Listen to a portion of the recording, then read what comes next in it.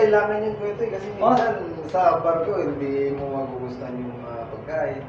Kaya, Ibig sabihin, pwede ka magdala ng mga kape doon. siyempre naman kwento, pwede talaga.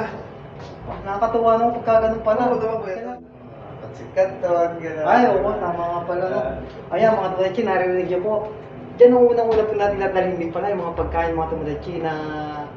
Kasi alam niyo mga Tomodachi, pagka narito po tayo sa loob ng parko, talagang mamimiss po natin ang pagkain po na galing sa Pilipinas. Kaya kung may pagkakataon po at tayo pwede magdala po tayo mga Tomodachi. Pero iwasan na rin po natin magdala ng over baggage.